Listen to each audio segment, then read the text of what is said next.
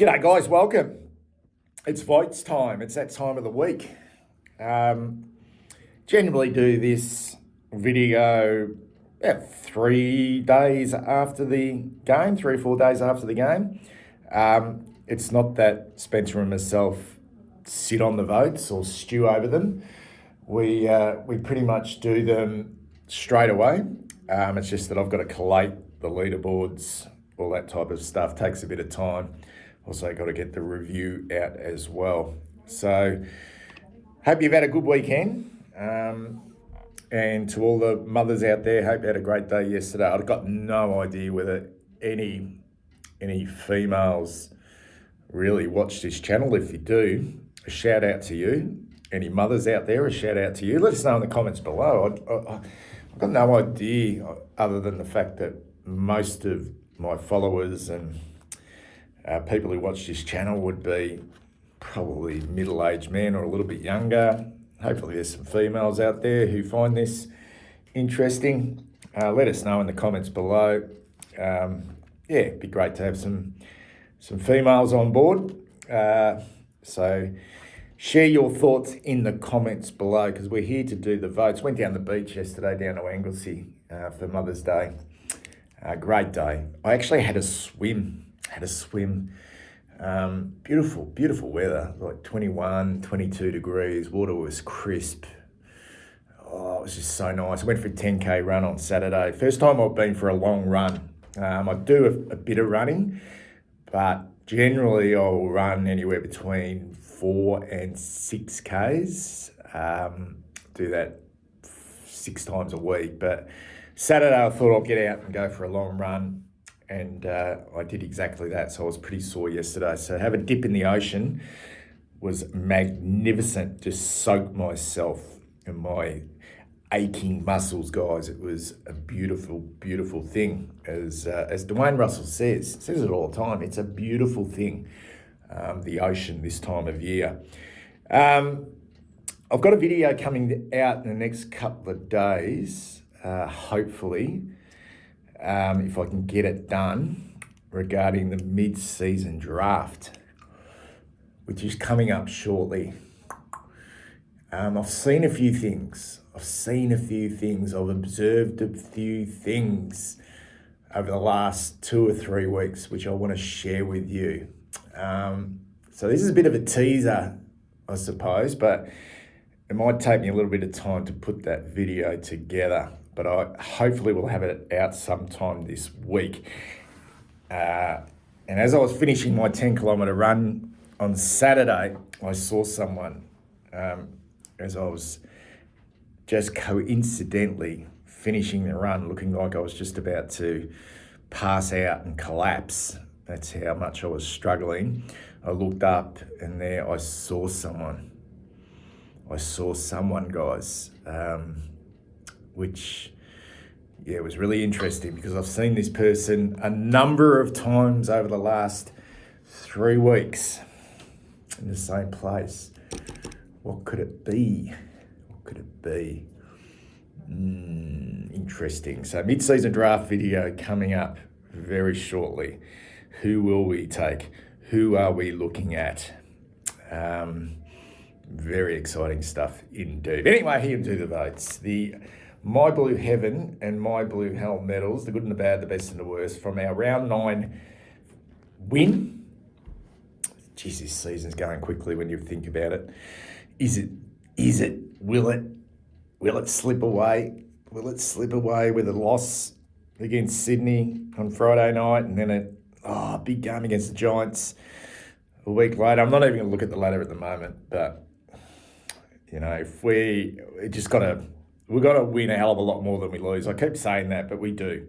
For the rest of the season, we've got to win a hell of a lot more than we lose, because it looks a solid top 8 at the moment. We're sitting a game and a small percentage outside the top 8.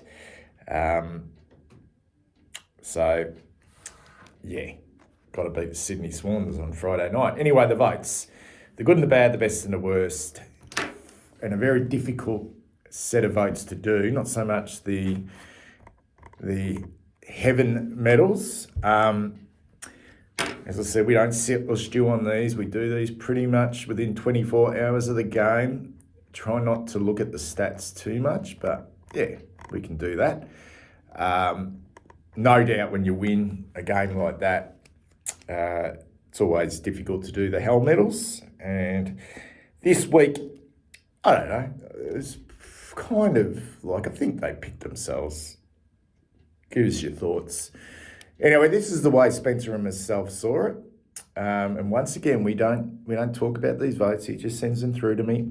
And once again, we've got exactly the same 5 players in the My Blue Heaven medal votes, but just in different order. I went with Harry. I just think in these types of games, as much as the midfield is really important, the motor, the engine, I think Harry Mackay really separated these two teams with his performance. 10 odd marks, clutch goals, ability to go in the ruck, worked his butt off. Had periods in the game where Dougal Howard kind of not got on top of him, but kept him a bit quiet, but he kept coming back. And this is, I don't know, he's had 2 really big games at the MCG over the last 3 weeks. Big Harry, but a really quiet game against Adelaide, which makes this week against Sydney super important for him. It really does. I don't think he can afford to go to the SCG and put in another performance like he did against Adelaide. I don't know, it's incumbent upon their midfield and all that type of stuff, but he needs to have an impactful performance on the road against the Swans. And I think the Swans are on their knees a little bit. They're on their knees a little bit, so he needs to have a relatively big game. But I thought he was outstanding. He gave him the 5 votes. Silvani, revelation man this season. Coming back from injury, looked a little bit sore, both in the hand but also in the leg region. But he is the revelation man. I just love everything he's been able to do in the back half and what it's made us look a little bit different down there. A lot safer, good ball use. I mentioned we now don't necessarily have to rely too much on Adam Sard and Ollie Hollands with the ball movement because of the excellent ball use of Jack Silvani and Nick Haynes to a lesser extent, and also the intercept game, which he's so good at. He could have quite easily been the best player on the ground, Jack Silvani, but I gave him 4 votes. Nick Haynes, really good again with 3. I gave Cripps, could have chucked in Walsh for a vote here, given how good he was in that first half, but it just felt like he drifted out of the game a little bit. But Cripps with his 10 tackles, and I just think he's, against St Kilda, he's never quite been at his best because of Jack Steele. I think Steele was good, but Cripps was better. So the 2 skippers went head to head. I thought Patrick Cripps was the better player out of the 2, and Hewitt's just having a really consistent season. Thought about this. I don't think he's an AA, and it really doesn't matter. Who cares really? But I don't feel like he's a all-Australian midfielder, but I definitely feel like he needs recognition if this type of form continues to be recognised in the top 40 in the squad at the very least. Spencer went Hewitt 5, Cripps 4, different order obviously, Haynes 3, Harry 2, and Jack Silvani 1. Let's take a look at the leaderboard, guys. It's going to be hard to catch Georgie boy. Incredible. Polled 8 in 8 games out of 9. I'm trying to think which game he didn't poll in. I'll have to go back through and have a look which game he didn't poll in. He must have been average, really average. But no, I mean, you can't see him being caught unless something happens to him physically, because he's just so consistent. And he's having kind of an impact as well. Like, he's just everywhere. Anyway, Tom DeConning hasn't polled for a while. He's, I don't know, like he's doing his job. Definitely not a $1.7 million ruckman or even player. It's not the type of football that you expect from a player that has got huge money on his head. Don't mind saying that, but he's doing his job. Had a great battle with Rowan Marshall. You could I don't know, I felt like Marshall was okay, had the better of the conning at times.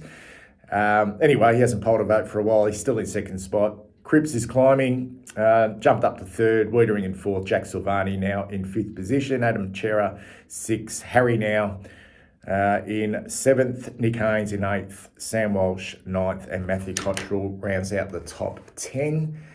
And all those other players there as well, guys, right down to Elijah Hollins in 18th position. All right, the all-important and fascinating My Blue Hell medal. And this is how we saw it. Spencer and myself, we disagreed on the number one vote. But the rest we pretty much agreed on. And yeah, they're all small forwards. All high half forwards, small forwards, call them what you like. It's funny, isn't it? Because when you listen to the players after the game, particularly on socials, and they ask them questions, who do you think was the most valuable players and all that type of stuff, they do often talk about the small forwards and all the selfless and the running they do to create space and all that type of stuff, which I'm sure in the modern game is important. But I don't think looking at all those small forwards that are there, they're just, I still feel like there's such a weakness for us. And it'd be great to have at least one of those become a quality small forward in the competition. And to keep putting them in these votes, yeah, it might seem a little bit harsh, but I felt like they're still quite underwhelming. And all the hard work they may do defensively, you've got to have some more impact offensively. And they all had their little moments here or there, but just not enough. That's not enough, guys. So we both went Francis Evans with the 5 votes. I went Durden with 4. He's had some good moments this year, and could have got him probably himself out of these votes if he'd had hit the scoreboard in that last quarter. But he was relatively quiet. Motlop had some little bits and pieces here and there in that last quarter when it got really tight and became kind of important with his ball use and his run up the ground and got out the back a couple of times. But we gave him 3. Will White, maybe a little bit unlucky again, but yeah. And Ollie Hollins for me, definitely unlucky. I was either thinking Hollins or Akers, but I went with Hollins, particularly Akers got injured. And he played soft in that second half. And Ollie was okay. It's just unlucky. Had to put someone in there. And yeah, I went with Ollie Hollins as that small defender. And Spencer went Francis Evans, Jesse Motlop, Corey Durden, Will White and Blake Akers. Do you disagree with anyone? Could you have popped anyone else in? Let us know in the comments below. Let's have a look at the leaderboard. Still very close. 24 players on the leaderboard. Thank you to whoever it was. I can't remember who it was in the last video. I said, what happened to Corey Durden? Because I didn't have him on the leaderboard last week when in fact he should have been on the leaderboard. When I updated that, he must have disappeared for some reason, but I've certainly put him back on the leaderboard because he's now polled in 2 games. He's in 11th position, but we've got a new leader, guys. Jesse Motlop, I think he's led before. Blake Akers 2nd. Lockie Fogarty 3rd. Sam Doherty's the interesting one in 4th position because he had a perler of a game in the VFL on the weekend. Like 37 touches or something, was everywhere. Maybe he wants to win this award, not quite sure, Doc. Charlie Curnow in 5th. Frankie Evans now, he goes right up into 6th spot. He's polled in 3 games and only played 3 games. Ollie Hollins, Zach Williams, Adam Sard, Cooper Lord rounds out the top 10. I sort of thought about Cooper Lord with votes in this game, but that last bit of play where he got the ball in the back half and hit up a target and then ran his ring off to get the ball off Harry and kick that goal. You just couldn't put him in the votes. But before that, he was probably in there. It's how close it is sometimes. Durden, McGovern, Nick Haynes is dropping on this leaderboard. Brody Kemp, Lewis Young. Good to see Lewis Young been playing his role really well, both up forward and in defence, sometimes a whipping boy. Good to see him not get votes. Will White, Harry, Elijah Hollands, Patrick Cripps, Sam Walsh, Lockie Cowan, done a hammy. Lockie, maybe he did a hammy because he didn't want to get votes in this game, but he did do that hammy really early, didn't he? Anyway, Tom DeConning and Matthew Carroll. Anyway, guys, they're the votes for the My Blue Heaven and My Blue Hell medals for 2025. Tell us what you think. I'll see you later on in the week for some more videos.